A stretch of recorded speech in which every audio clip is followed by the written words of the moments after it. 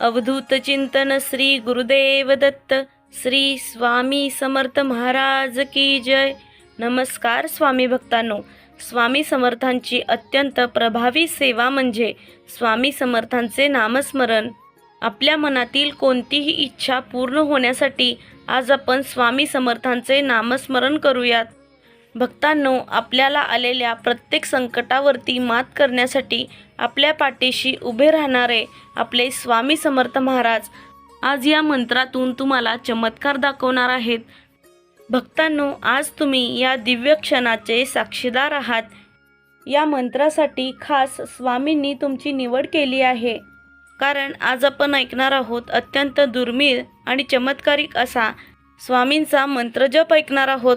हा मंत्र सामान्य नसून दैवी शक्तीचे मूळ स्वरूप आहे। या मंत्राचा प्रभाव इतका आहे की जिथे हा मंत्र ऐकला जातो तिथे मंत्राचा चमत्कार सुरू होतो।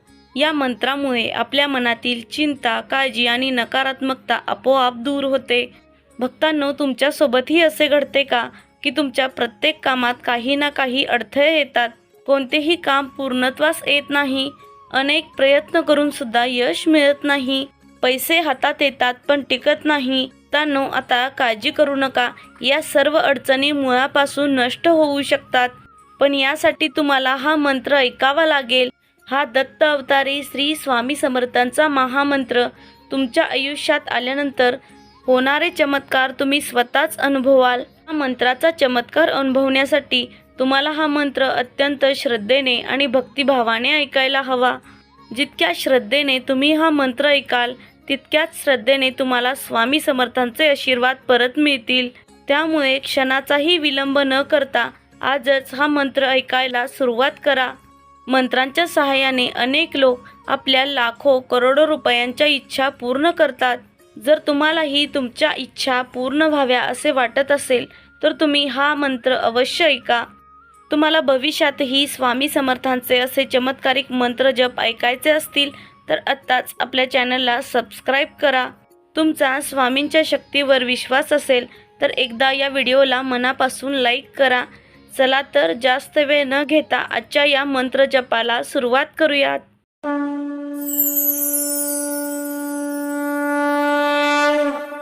ओम नमो धनदाताय श्री स्वामी समर्थाय नमः। ओम नमो धनदाताय श्री स्वामी समर्थाय नमः। ओम नमो धनदाताय श्री स्वामी समर्थाय नमः। ओम नमो धनदाताय श्री स्वामी समर्थाय नमः। ओम नमो धनदाताय श्री स्वामी समर्थाय नमः।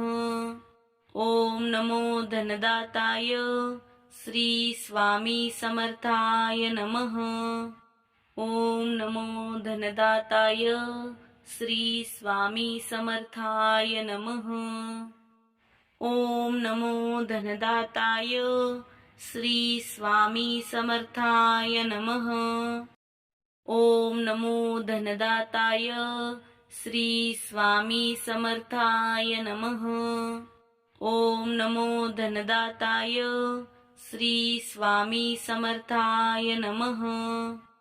ओम नमो धनदाताय श्री स्वामी समर्थाय नमः।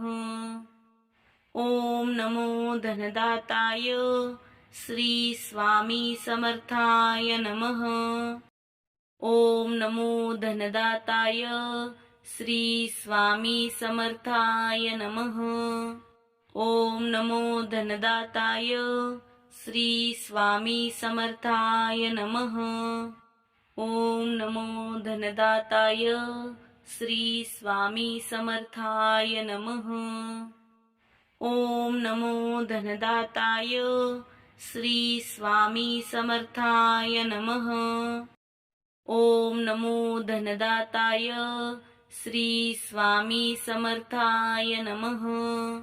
ओम नमो धनदाताय श्री स्वामी समर्थाय नमः।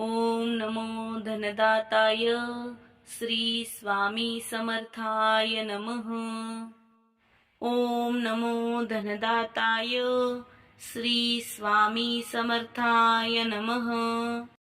ओम नमो धनदाताय श्री स्वामी समर्थाय नमः। ओम नमो धनदाताय श्री स्वामी समर्थाय नमः। ओम नमो धनदाताय श्री स्वामी समर्थाय नमः।